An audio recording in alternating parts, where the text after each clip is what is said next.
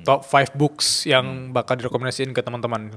Top 5 books sih. Yes. Mungkin bisa untuk anak-anak 20-an kali ya. Top 5 books buat anak-anak 20-an ya. Ini mungkin aku coba nge-trace back aku pas 20-an ya. Yes. Dimana buat ada aplikasinya juga. Contoh aku berasa yang pas 20-an aku bener-bener aku sisi ilmunya dan abis itu aku coba terapin adalah 4-Hour Workweek Tim Ferriss. Ya, 4-hour work. Dimana konteksnya adalah aku waktu itu pengen kerjanya tuh seminim mungkin tapi hasilnya se-ekstrim mungkin juga. And aku mempunyai asumsi baca buku itu aku bakal tahu gimana caranya kerja 4 jam, ternyata nggak ada hubungannya, itu cuma clickbaitnya dia untuk aku baca.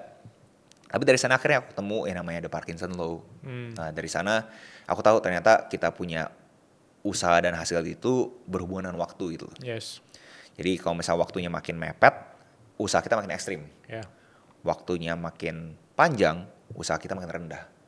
Dan itu yang poin kita sebelumnya, di mana udah dapat informasi ini, jangan cuma, oh iya nih make sense gitu. Iya. Ini mah gue tahu the power of kepepet. Iya. Tapi jangan cuma tahu doang gitu kan. Iya.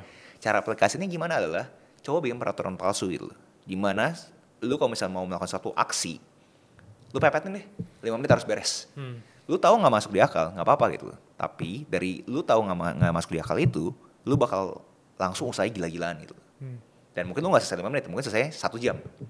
Tapi akhirnya lu selesai juga kan gitu kan. So itu menurut aku nomor 1 adalah 4-Hour Workweek.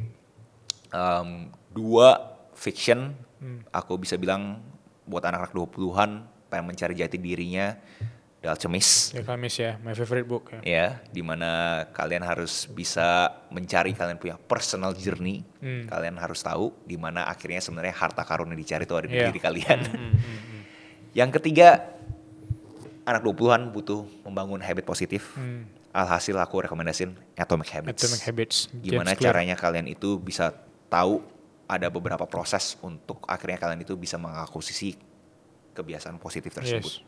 Ada beberapa micro habits yang kalian bisa terapkan. Contohnya apa? 2-minute rules. Hal seperti itu menurut aku relevan banget buat anak 20-an. Yeah. Kalau kamu sendiri ada gak rekomendasi? Aku tambahin nomor 4 ya. Nomor 4 aku untuk anak 20-an sih harus belajar keuangan ya, Psychology of Money. Karena bukan dalam konteks keuangan jadi kaya, tapi gimana hal-hal kecil kayak ngelola keuangan itu penting loh.